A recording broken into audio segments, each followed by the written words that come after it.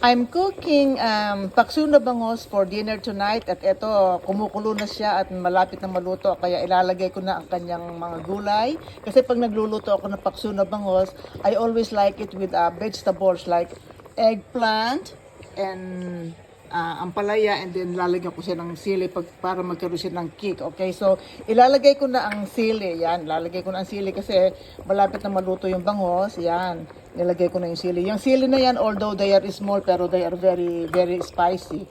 Very hot talaga sila. And that is from my garden.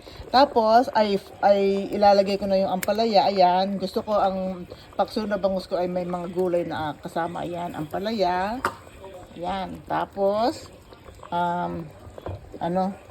saka isusunod ko na itong talong. Ito, talong. Yan, ang sarap niyan. Nako, talagang very good yan. Ayan.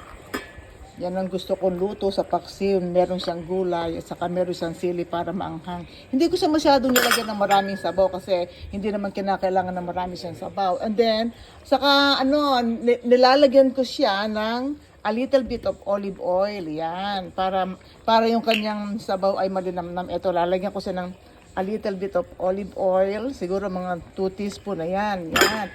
Para yung kanyang sabaw ay malinamnam siya. Yan. Okay, so siguro mga few more minutes luto na siya kasi ang gulay naman madaling maduto yan. Okay? Kaya tatakpan ko na siya and then I will show you pag luto na siya. Okay? Thanks for watching my short video.